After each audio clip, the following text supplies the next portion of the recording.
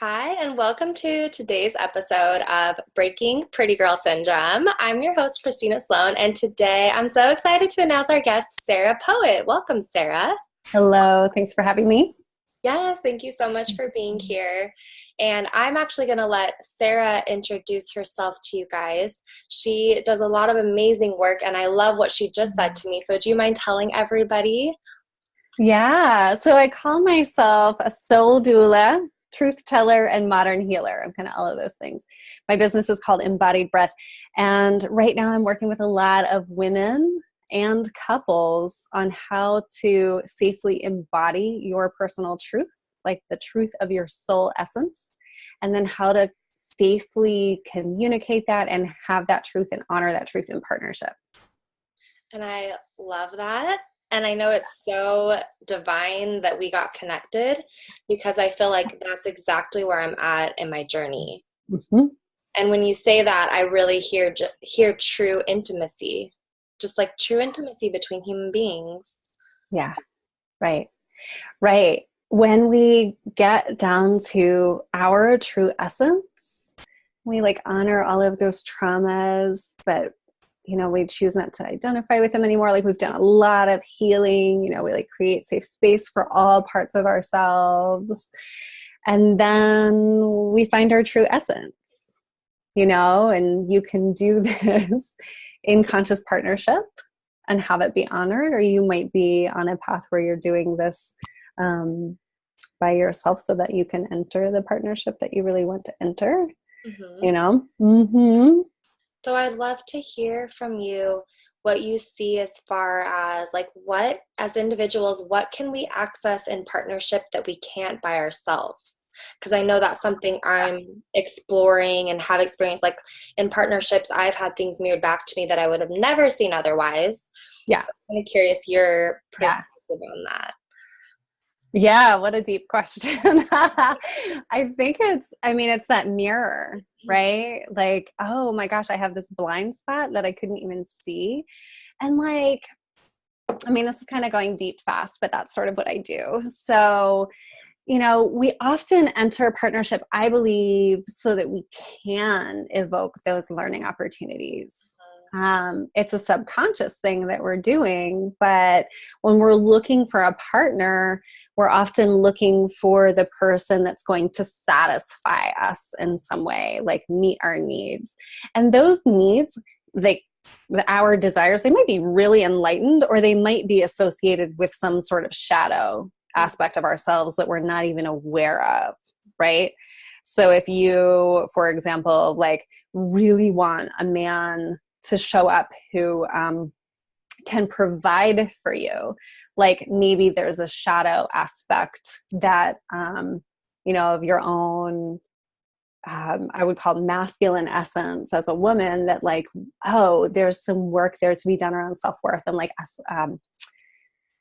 establishing our worth, establishing our ability to make money in our own lives, but we're sort of looking for it outwards, right? So then it's oh, hey, the opportunity that I really have to improve myself, I'm looking for another person to improve that for me. And we don't realize that we're doing that, right? And so then that's where relationships get messy. Mm-hmm. Yeah. And I laughed there for a second because that is you were literally recreating my last relationship that I just completed last week. Yeah. Well, and you and I have had some conversations on Facebook where it's yeah, me too.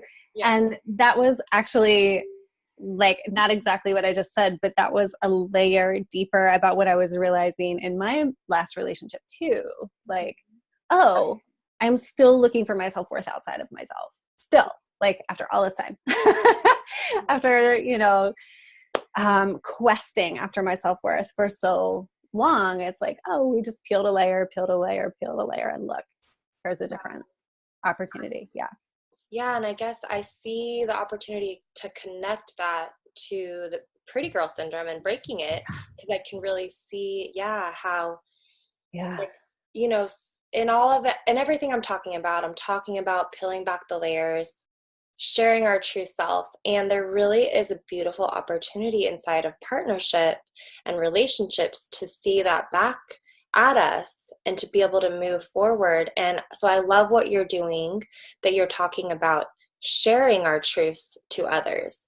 Because I know that I've seen it's like once we embody that in ourselves, that's the next step. And that's where we get confronted again. That's right. Yeah. You can kind of like do your own self work all day. And then when you enter back into partnership, it will reveal what's still there. And so, you know, two people have the opportunity to like stay and work it out together consciously, or part and do the personal work and then enter a new relationship. But the work that I do, you know, it's kind of like there's coaching, there's like a scientifically based mindfulness practice. There's a lot of noticing what is and noticing what's going on.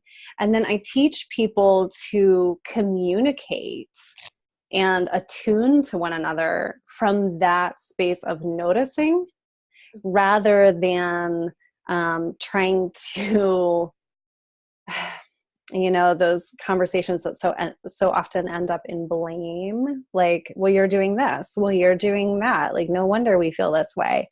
So we kind of pull it apart and teach the people in relationship to be two sovereign beings, communicating personal truth safely, noticing when the triggers arise, noticing it, tracking it in your own body, and then communicating from there.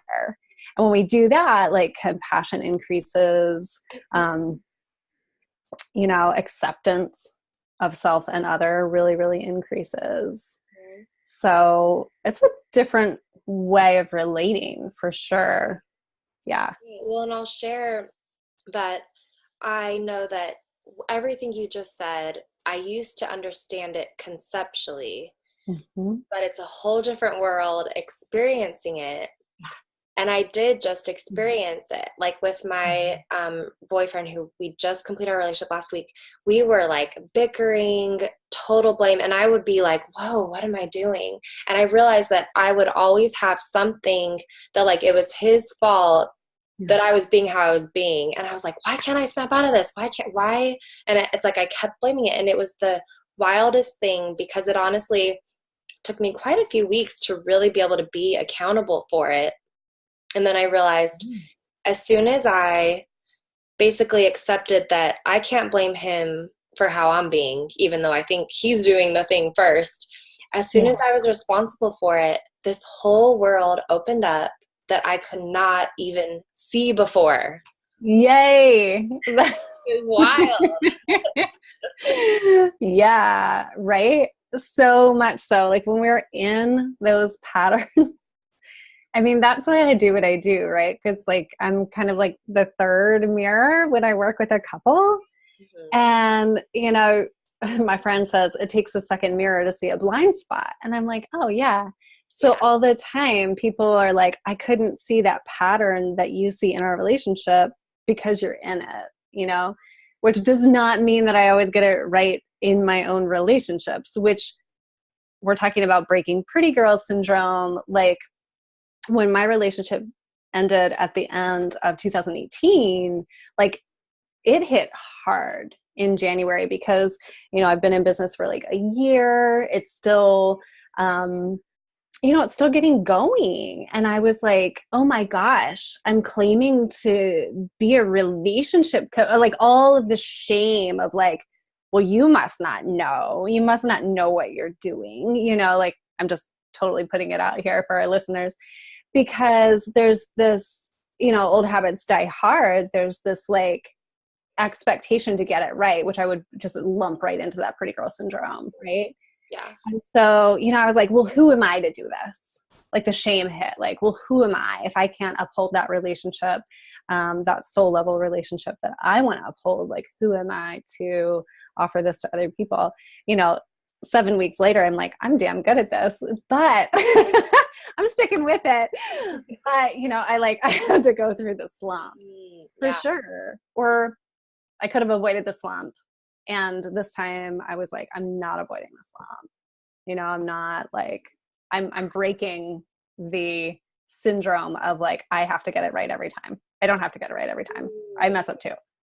Yeah. That made me think of something. I realized that I've been living like I don't have time to stop and heal or to stop and grieve because I'm like, I have all these goals. I have stuff I want to do. I've been living like I need to get remarried because I want to have more kids.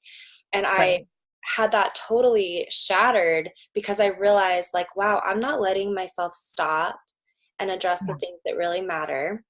Yeah. Because I don't think I have time. And Yeah. you said like that slump is necessary for so many reasons. Yeah. Oh, girl. I love how real you are. Yes. Like my kind of conversation. So can I share from that place? Absolutely. Great. So my story, like as a very young woman at the very like entry point of my adulthood at the age of 18, I got pregnant during my first semester of college.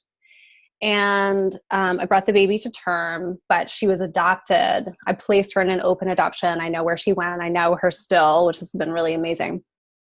But the internal tape that started to play at that time, or like the voice in my head that took hold, was really shame-based. Mm-hmm. And it was like, well, you're not old enough yet to have this baby. You don't have enough money yet. You're not successful enough yet. You're not married enough yet. Like all of the not enough story, And so for like the next decade, I ran myself into the ground, like just trying to succeed, which I would call pretty girl syndrome, according to what I understand you're referring to. And, my son was born 9 years after my daughter. He's now 10. And when he was like 2 or 3, I woke up to what I was doing, this like striving forward no matter what. Just like, I have to succeed. I have to get it right. And let me just say very clearly that like, just because I recognized it does not mean that I stopped it, right? Like I've been like peeling back those layers and doing the trauma healing and like walking the walk and telling the truth. And I look like a really big, strong badass on the outside, right? Mm-hmm. But then like this breakup hit and I recognized like, oh my gosh, I have been picking myself back up, putting on my sneakers, going forward, no matter what, like we would call that resiliency sometimes. Yeah.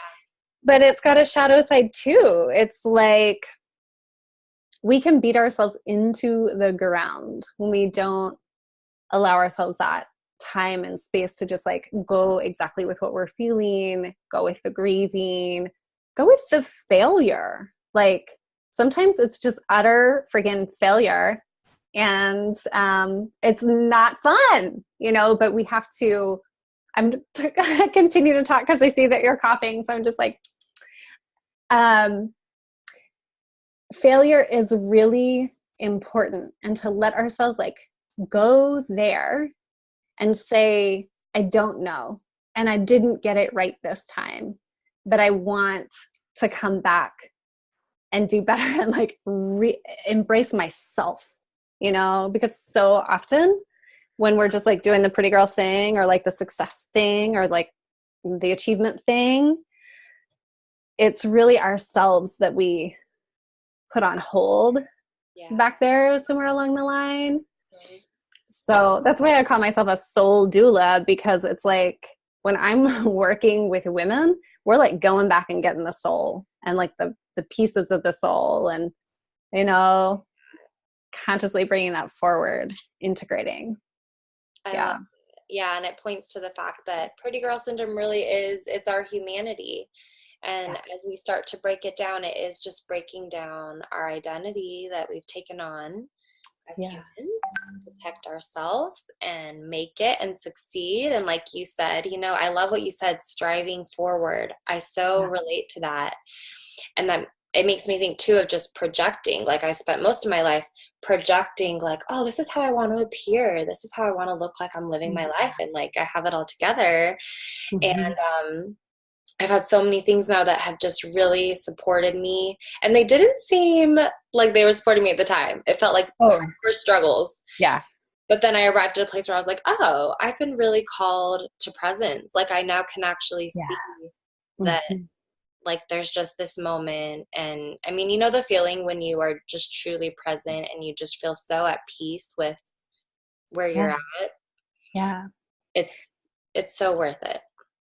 It's beautiful, beautiful. And yes, allowing yourself to get there. So right now I work with a group of women in a personal truth coaching group. So the question is like, how do we own our personal truths as women? And how do we even hear that personal truth? And so much of the time, there's like a voice in our head that's doing the propulsion, a Mhm. voice in our head that's saying like, you're not enough yet. You have to strive more. You have to go out and succeed more. And then the presence, like a practice with presence.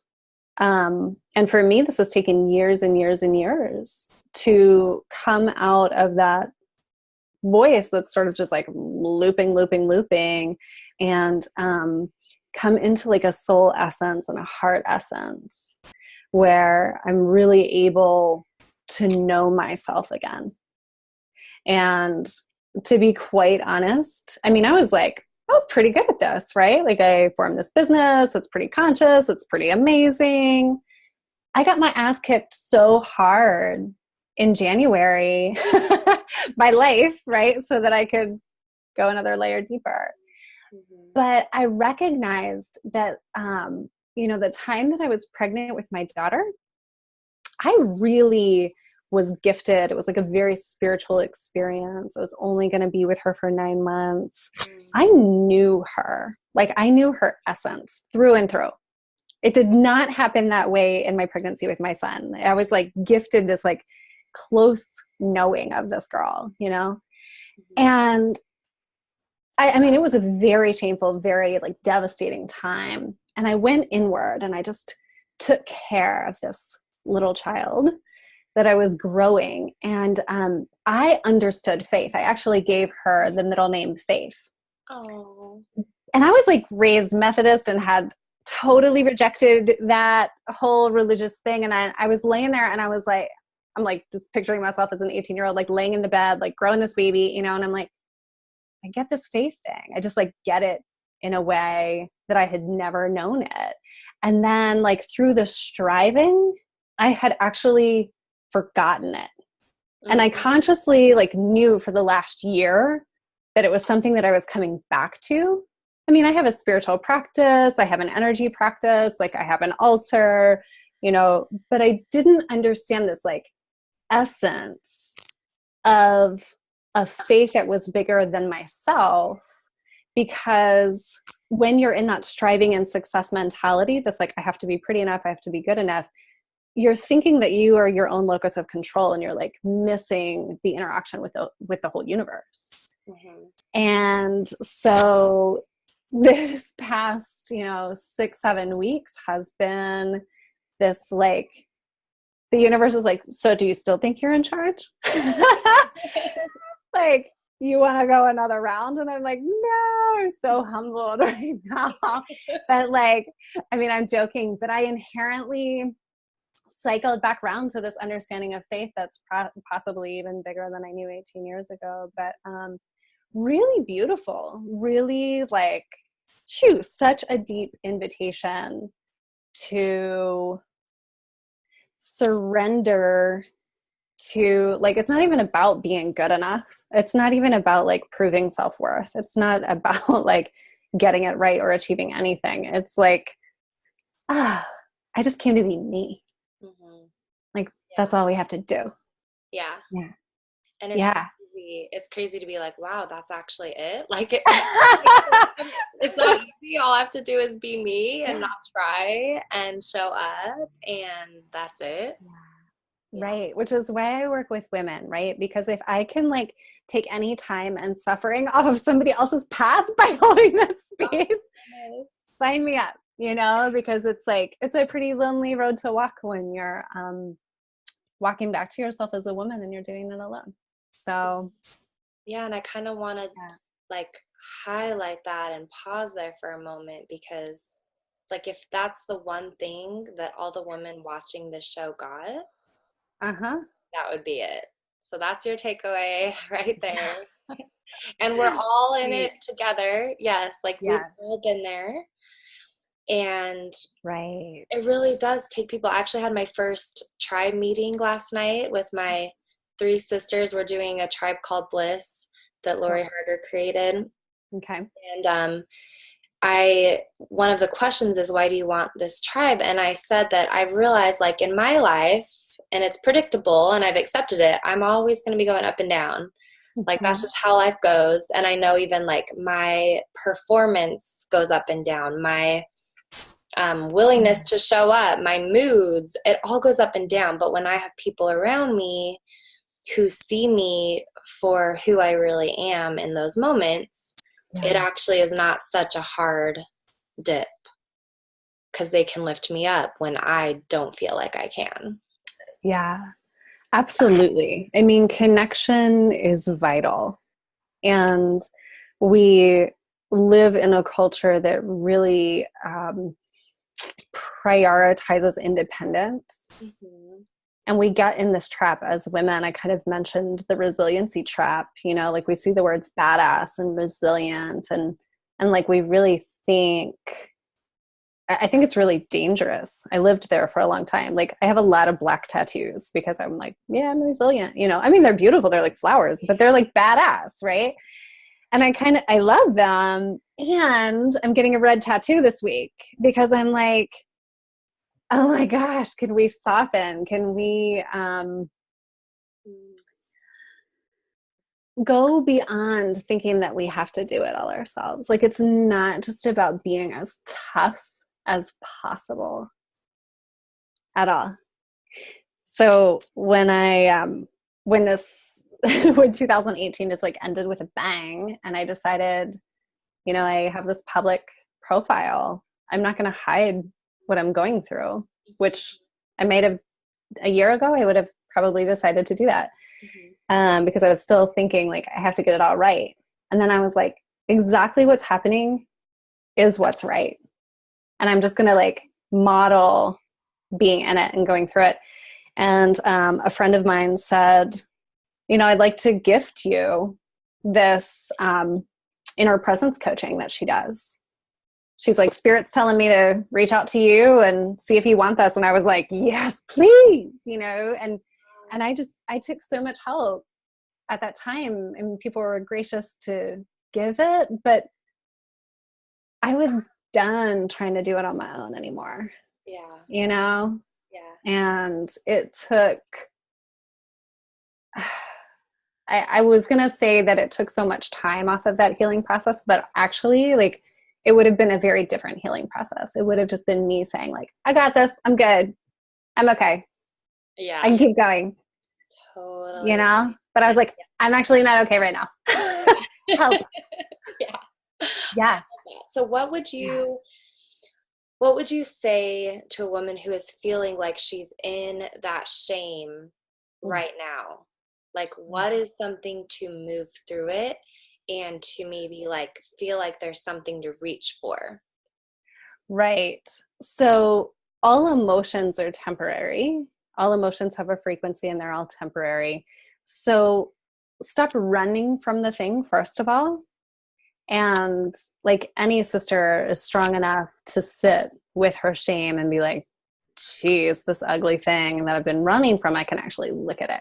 When we look at it, we begin a process of transmutation. I'm happy to talk further with anyone about that. And then secondly, there's this deciding where you're going, decide how you want to feel. This is by far, I think, the hardest thing for women to do, is to identify, here's where I want to go, and I believe that I'm worthy enough to get there. But we must continue to practice that, you know? So sitting with it, looking at it, and also practicing the gratitude of the emotion that is desired, Mm. the state of being that is desired. You can practice it into existence. Oh, I love that. Yeah. And I Yeah. can see that in my own journey too, where I started Mhm. looking at my shame and guilt. And then I started to feel stuck in it because I realized I don't know how to live any other way. Like, I don't know. So I started looking, okay, like, what are examples? And I felt like in each moment I had to choose. And I started playing this game like, okay, if I wasn't someone who was prone to feeling guilty, how would I be right now? And I would look in conversations because I realized, I mean, I felt guilty for like the littlest things, totally insignificant. And I realized, oh, if I wasn't feeling guilty, I would actually just say, hey, I actually don't want to do that Mhm. day. Like, can we do something else? And then they're like, oh my gosh, yeah. So Right. to speak a little bit back to what I was saying there. Yeah. Oh, it made me think of another idea because you were kind of saying you're having this like conversation with yourself, and quite literally, you can write to yourself. So engage. Let's stop this phone call. Um, you can engage the subconscious by writing to that part of yourself. So like, hey, shame, what do you have for me today? What messages would you like to share with me? And then like let it come through. And then do the same thing for like self-compassion, like write a love letter to yourself. I love that. What would that sound like? If you're like your best friend, because you are, and you're hurting, like what would your letter of compassion sound like? So I love that. be sweet to you. Yeah, I love that. Yeah. Like, those are some really powerful takeaways. Like, anybody who's watching this, I feel like can take that and really get something really potent and powerful. Yeah. Right. That, go ahead. Oh, just thank you. Thank you for offering. Yeah. I think it's really, really powerful as women when we begin to allow that truth of ourselves to speak, that communicates to us what we really desire. So often, if we're sticking with the shame tape or that old belief system, we don't get there. We don't think that we're worthy of it. Hmm. And so, yeah, engaging that like curiosity around, well, what is it that I even want? Yeah. you know and it's a really beautiful and generous gift when you can give yourself permission to want what you want. Okay. Now it's my turn. Yeah. I love that. And I Yeah. feel inspired to say this because I want to have you share about your free gift.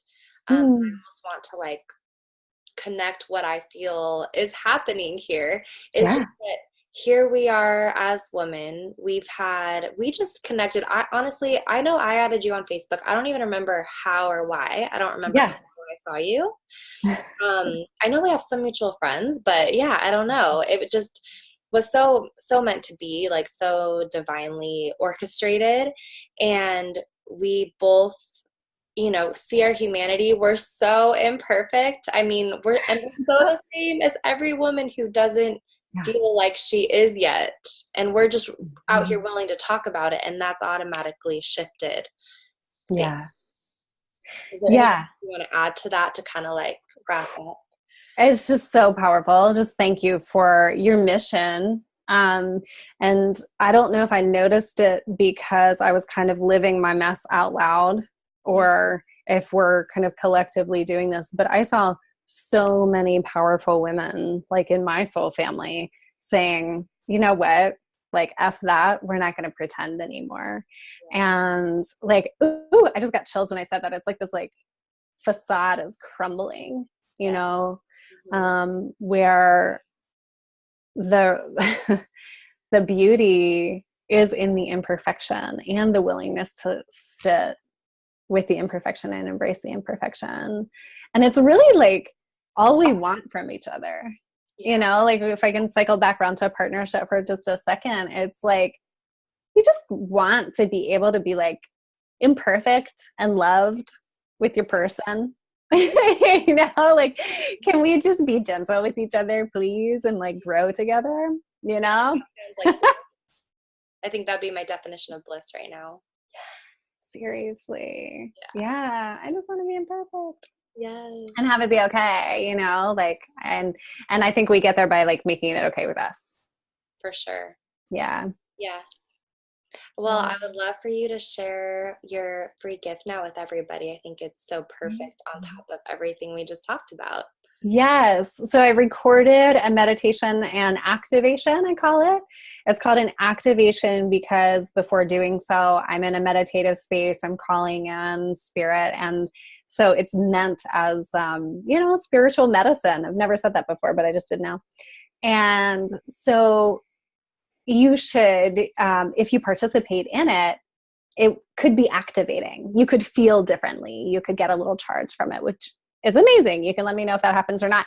And it's all about I have arrived. So it's a 10-minute recorded meditation called I Have Arrived, meditation and activation. You go to my website and sign up for my email list and you'll get the link. Awesome. Thank you so much. Yeah. And I'm going to go get it too, because I definitely want that activation. And I can see how that's the perfect thing to do to replace what we're used to feeling, if we're stuck in the guilt or shame or whatever, here's a tool to bring us into that new place. So thank you so much. Right. Presence. Yeah. Yes. Mm-hmm. Wonderful. Thank Yeah. you for the conversation. Yes, you're so welcome. And thank you. It's been so wonderful. And I hope everybody watching has felt the presence and I really just feel a very like gentleness and true acceptance right now. So I hope that you all feel that. And I know Sarah and I are both here. If you have anything you want to share or reach out and you could use support, we're definitely here. So thank you for watching. Thanks for showing up for yourself. And thank you, Sarah. Thank you. Awesome. See you next time. Bye. Okay. Bye.